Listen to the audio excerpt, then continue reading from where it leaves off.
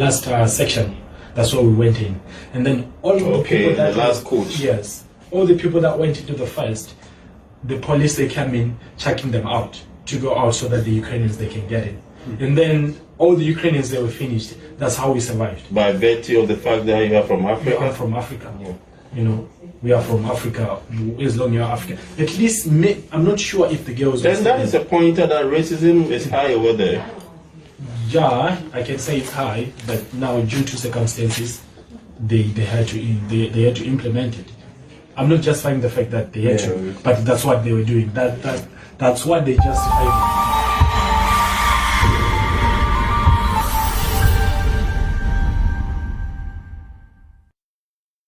Russia and Ukraine are the talk of town as we speak now. Many families and students are trapped in towns and cities in Ukraine, but thank to God, some of them have managed to get their way to Germany. And I've gotten some 3 guys here that we want to speak with, and they will give an account as to what really happened in Ukraine and the ordeal that they were supposed to go through, or should I say they went through in Ukraine. Okay,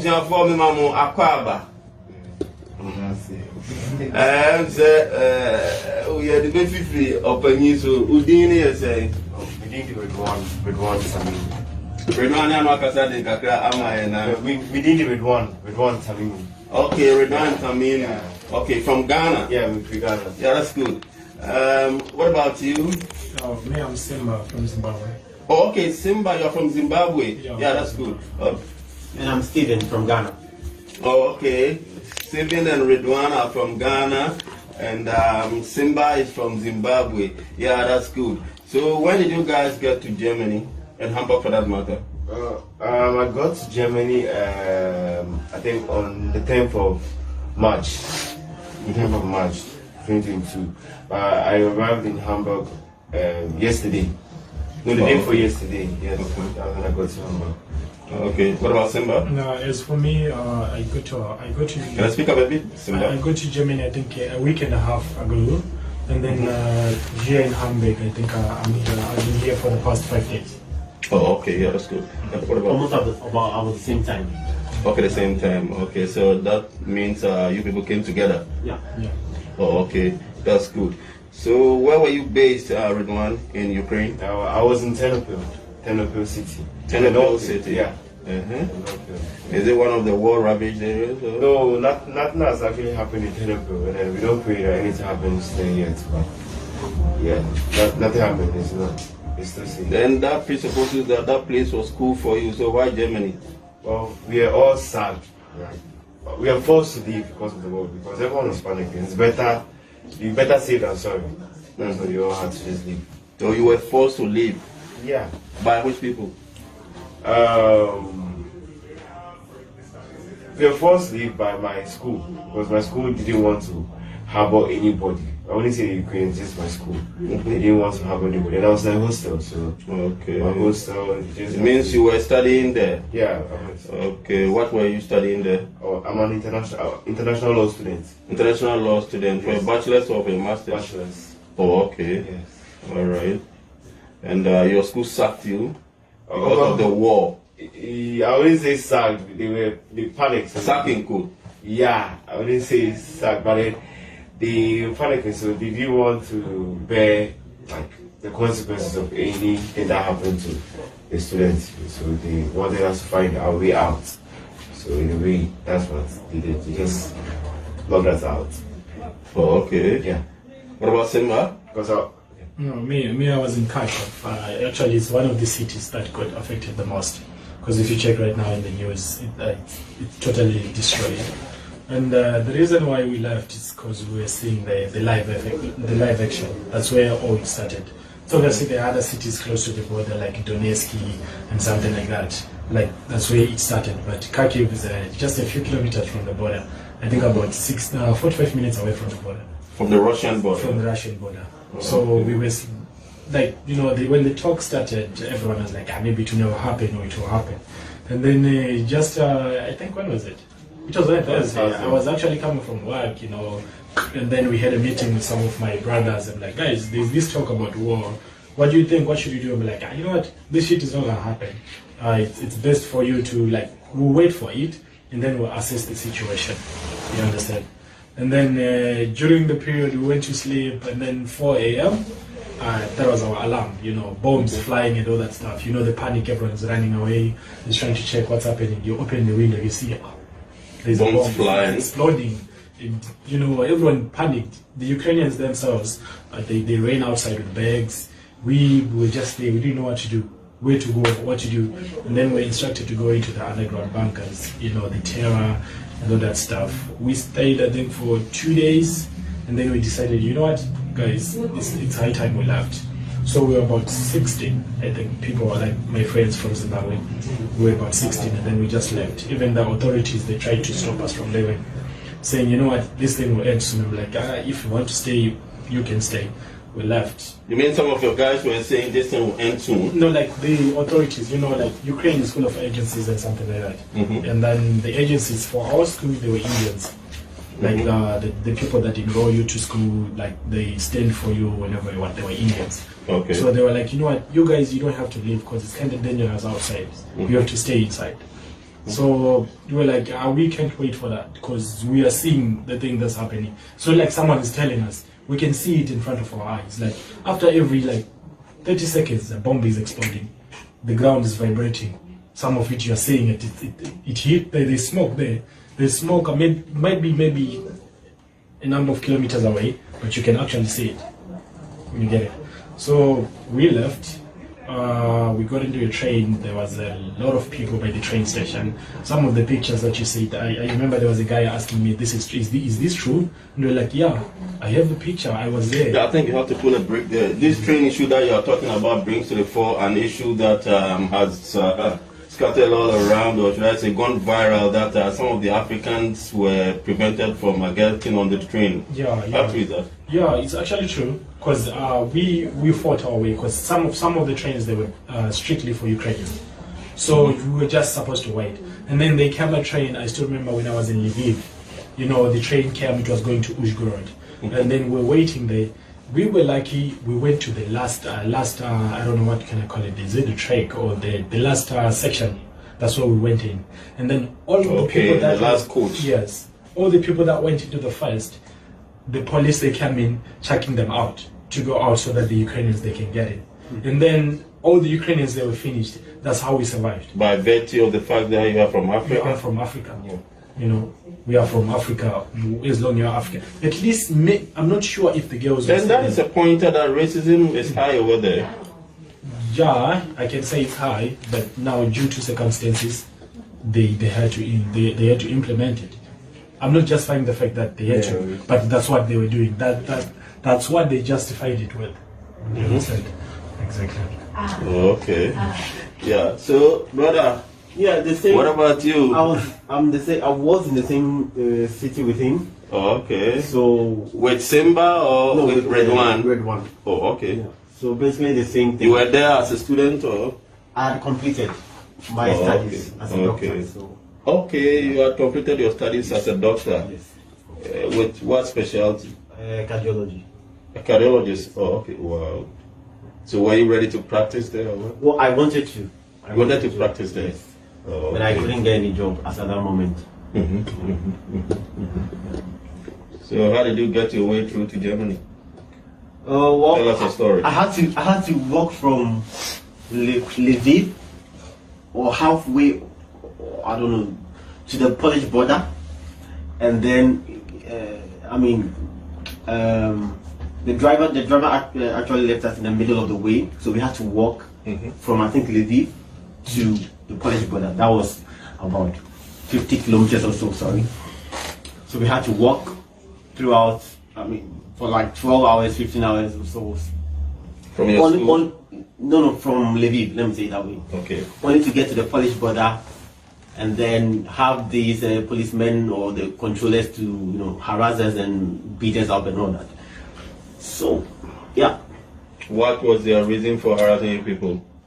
Well, they were, like you said, racism. They were allowing the Ukrainians to go, and then we were standing outside in the the cold and the snow and all that. So they were passing by. You see, no reason actually, but definitely racism, being racist. Because the people are black, they think they have to give priority to their countrymen. Exactly. Sure. Exactly. People are sympathizing with Ukraine, but we are hearing different stories this evening on Tree Radio that some of our countrymen, or should I say, some of our African brothers and sisters are also going through bad thing in Ukraine. Yeah. Go ahead and tell us the story. So it got to a point even the Ukrainian policemen, they had to use cars to even hit some of us, like the blacks. Use cars to hit you for no apparent reason? Only just to prevent us from getting, crossing the border. Yeah, it was that bad. And I was actually pitying the ladies because some of them were hungry, some of them got dehydrated, they fainted, and we had to come in, Yeah. Oh, okay. Yeah. I think I'm gonna have to go back to Redwan. Yeah, Redwan, I think your name again? Stephen. Yeah, Stephen. Yeah, Stephen was telling us about racism, which he claims is on a high side in Ukraine and all that. What about you? Did you suffer such fate? Well, my entire journey from Ukraine, escaping the war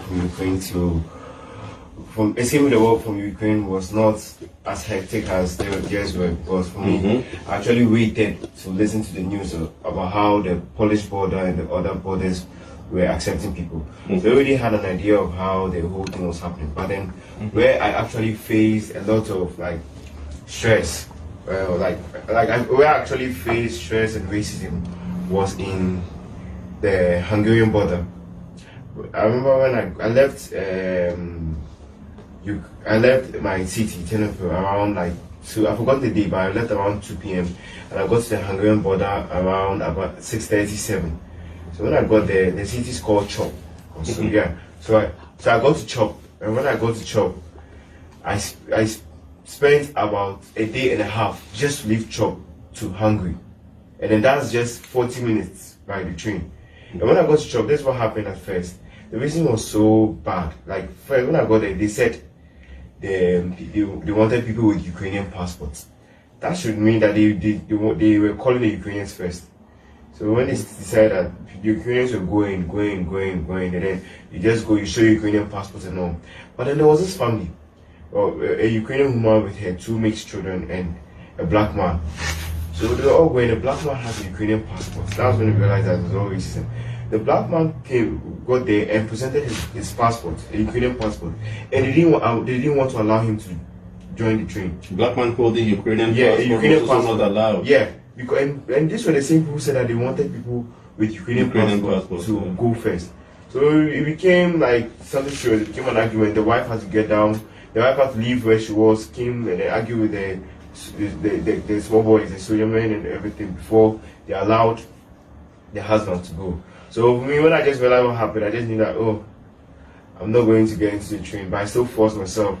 And then when I got there, I remember after buying the ticket, you have to go to one place where they have to stamp it before you enter the train. That place, we stood there for 2-3 hours before they call one black person. 2-3 hours, every 2-3 hours, that's when they call one black person. And imagine, we're over 100. So just imagine the kind of stress we're going through. And then you see these people calling us all sorts of names, guards. They were calling us names like Blight. I'm sorry for my language, but Blight, sick of Blight. What does that mean? It means bitch or something. Okay, bitch in the Ukrainian language, okay. That's the kind of voice they were using on us, and then they were just abusing us. They were treating us like we are animals over there because we wanted to leave, you understand? And it was quite bad. It was quite bad. Very, very bad leaving the border. Just the border from Ukraine to Hungary was stressful. And I stood for over 14 hours.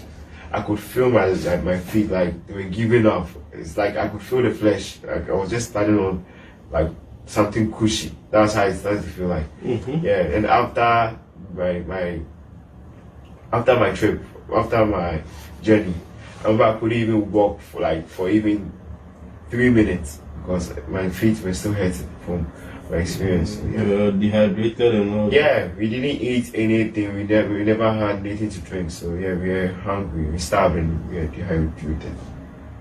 Yeah, so let me come to Simba. Simba, so were you people catered for by UN? I can't say the UN. Fortunately, our government, the Zimbabwean government, stepped in.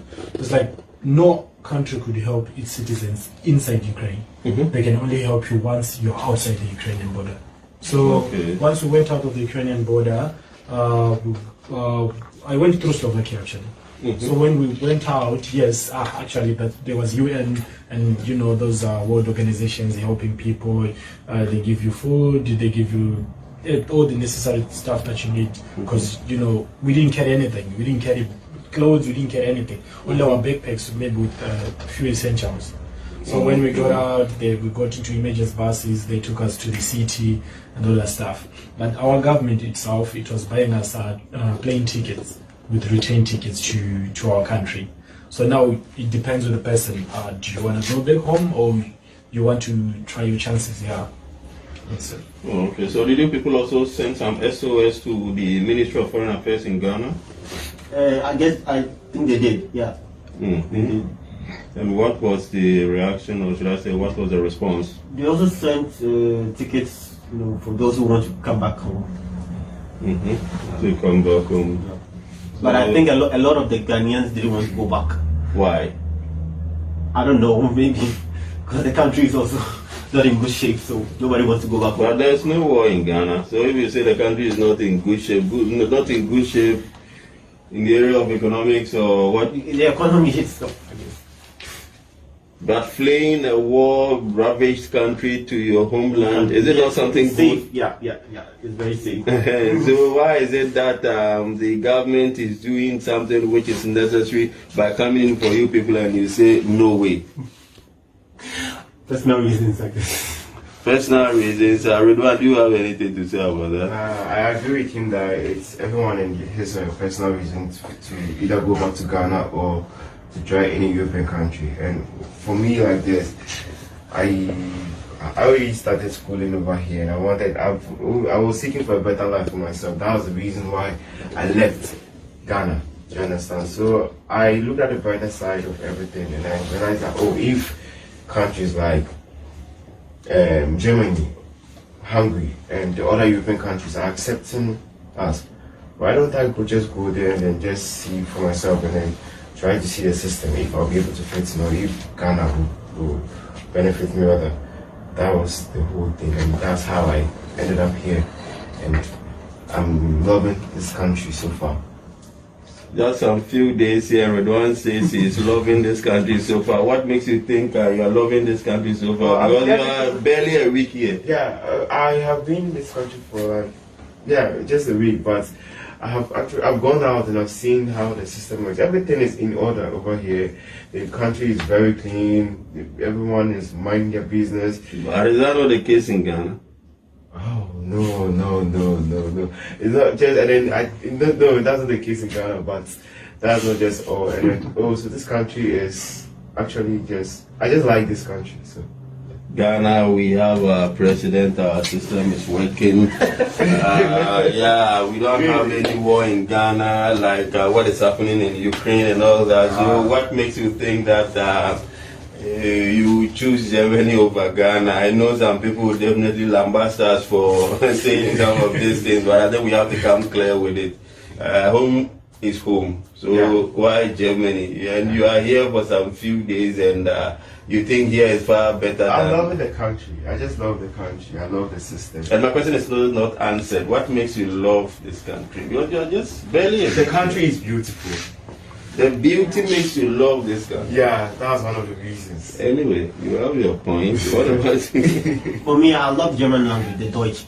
You love the Dutch. Yeah. Were you able to speak the Ukrainian language? A little bit. I think you said you were there for about 8 years, right? Yes. And this shows how much I like German, because when I was in Ukraine, I was learning Deutsch there. You were learning Dutch in Ukraine. Okay, so all this while you were preparing to come to Germany. So the war is an advantage for you, right? Oh, okay. That's right. So Germany is a promised land, and you are not in the promised land. There. Oh, okay. So does that mean you will still be furthering your studies, or? Hopefully. Okay. But you said you were through with it, or? Yes, I'm done with it. But you know, for me to fit into this system, I have to get to a level in the German with the German, and then write some exams, medical exams, license exams, and then I think I will be through. As a qualified cardiologist. Yes. Okay. Yeah, that's good. So what about Simba? Will Simba be going back to Harare, or? No. Obviously, everyone knows how Africa is right now. Yeah, If you I look like at it. okay? It's Africa. Exactly. Generalize it. Okay, just as me, I was doing aeronautical engineering, and if I'm to go back to Zimbabwe, there's no university that's offering anything like that. You get it? And then the other thing, there's nothing I'm going to do. Because, I've spent almost, I can say half of my life, but the reasonable part of my life in Ukraine. And I've been studying, I've been doing that. So if I'm to go back to Zimbabwe, and then I look at some of my colleagues that I grew up with, right now they are at another level. When I'm to go back, I'm starting at zero. Back to square one. Yeah, I'm back to square one, and I'm sure no one would want that. And then it's going to be difficult for me to adjust to the situation, because obviously there's nothing to do for me there. In the meantime, maybe in the near future, but for now, Africa is Africa. And also, I don't know. Are there job opportunities for your course? The course No, there's nothing like that. Yeah. There's nothing like that. You don't have any university? No, there's where universities, you but can- they don't offer like the courses that I was doing. Aeronautic engineering, that is aviation. Yeah, aviation. You can be an aviation worker, you work with the technical side, so far as the engineering aspect is concerned, You right? can, but in Zimbabwe, if you check, let's look at Air Zimbabwe itself. Where does it fly to? You see? You have a national flight in Zimbabwe. Yes, but where does at least. remember, you are almost maybe out of 100%, you are representing maybe 5%. You are trying to enter into that same market. And I can say you are really qualified to that extent. I'm coming from Ukraine. I don't have a license. I only have a degree. And I tell myself I'm going to Zimbabwe to work in that field. There are people that have been working in that system for the past 15, 20 years. And they are still there. You know, I don't know, Africa is just the same. For you to get into that small space, you need connections and connections and connections. Obviously, I don't have the connections. You don't have the connection. That is what is coming from Simba.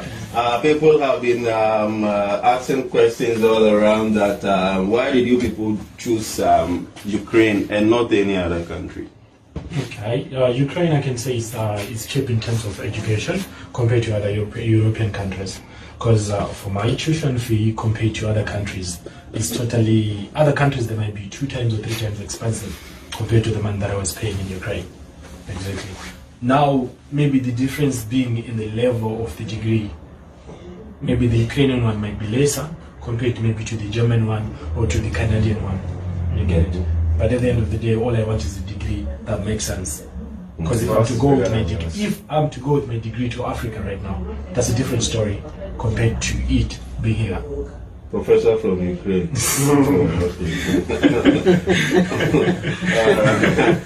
Ridwan, what make you choose Ukraine? Well, Ukraine was one of the countries that was the first of the Ukraine. The country itself is well known for its education. They have a lot of schools in Ukraine, and they have basically almost any course you could think of, any university program you could think of, they are offering it in Ukraine. And Ukraine, I also heard amazing things about the country in general.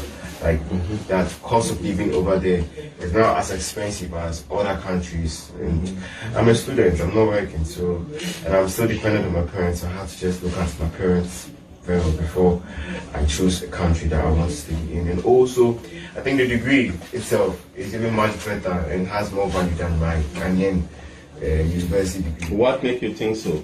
I don't know, like, sorry, I had a story from one of my friends. He has twin brothers, like his other brothers are twins, and then they all studied. One studied in Ghana, they all did medicine.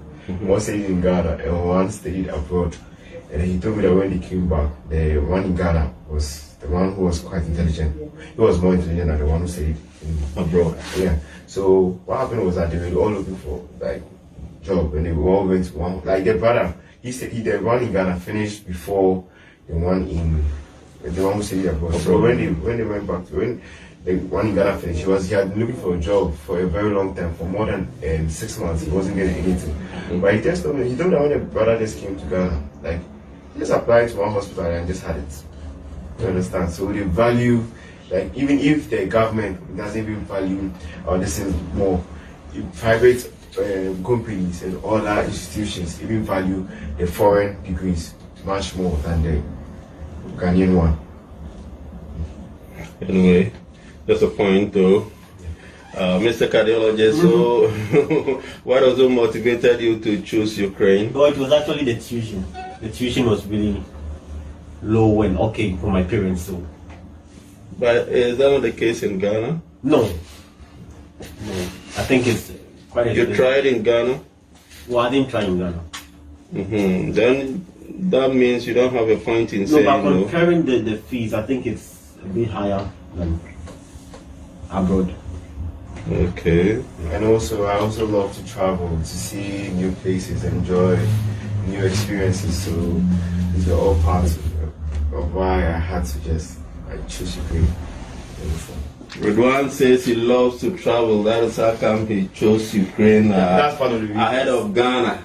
And here is the case, Ukraine is no more. So Redwan now finds himself in Germany.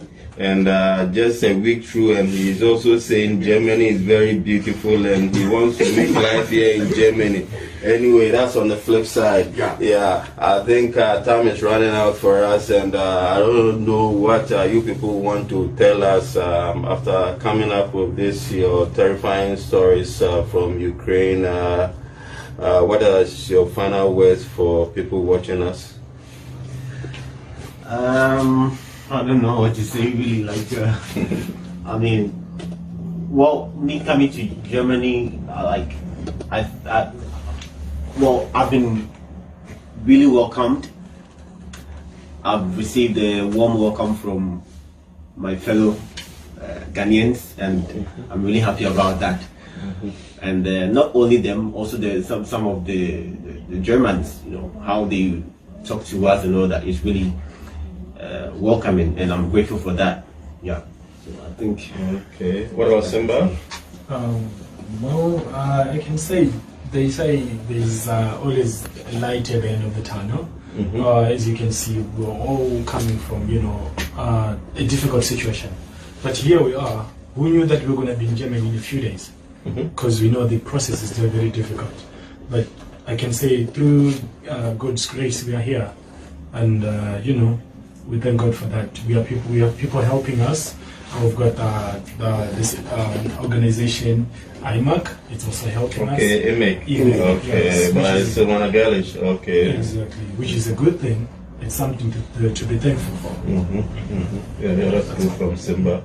So what about you, Redwan? I'm also very thankful for, first of all, being able to escape the war and finding myself here in Germany. And I'm very thankful for the environment being so welcoming, the Germans and my fellow Ghanaians and foreigners in general being so welcoming in the country. I'm so happy. And I'm also thankful for IMAC for helping us.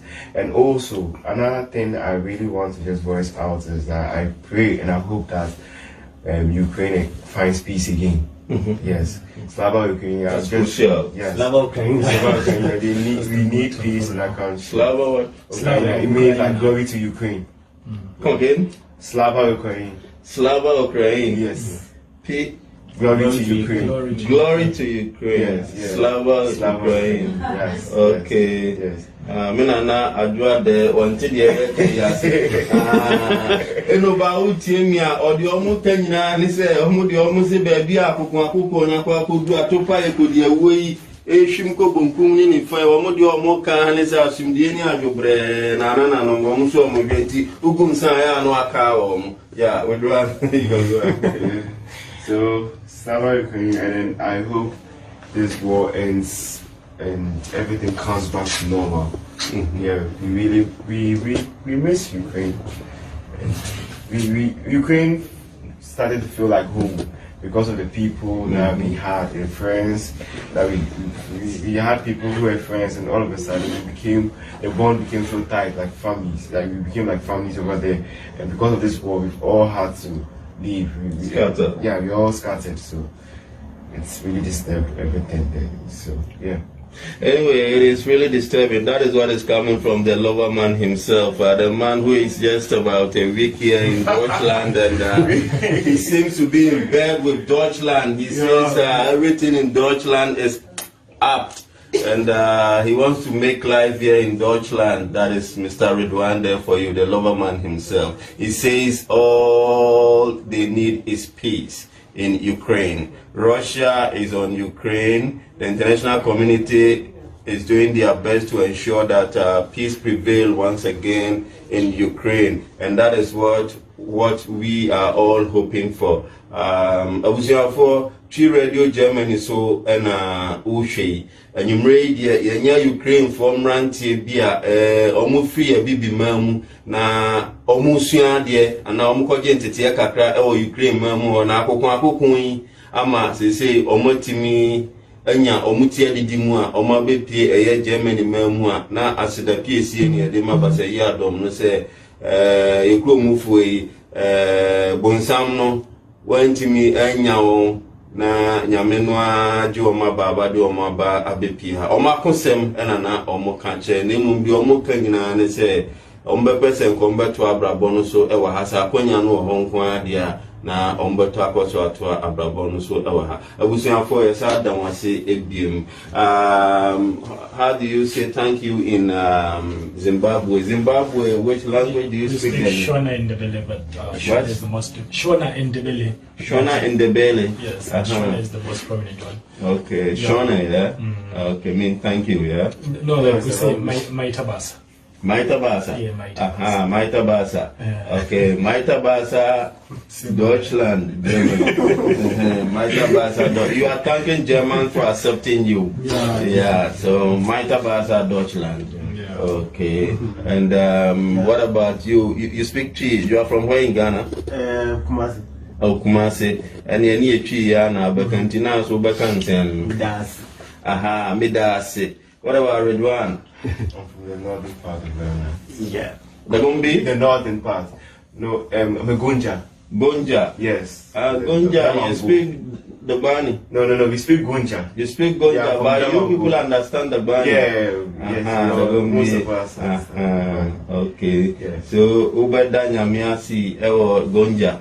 Now I got Germany for class. Yeah, so all I want to say is Baraka to Germans. No, you are speaking English. So, okay. So I usually speak Dagati one and one. Speak so, it. Okay. So Mbaka Baraka ku Germans hene andete ane Mbaka Baraka ku neja an uniti pampana. Yeah. Kasa name the Pampanama, but most of the near dia go be Pampana, would be Papa, but this will be Pi Pampana. And then a minister said, I got the Casa de Pampana, who a Pi Pampana, him I had the red one there in a Pampana, and then no chess and a Pampana. I listen, Pampana, I said, Mbaraka the Baraka. Pampana. It means no. It means I want to say thank you to the Pampana be Bavan. Pampana. Pampana. It means Pampana. It means right now, like Pampana. Yeah, like right now. Yeah. Okay. Pampana. Okay. Abusia Eda Asipi so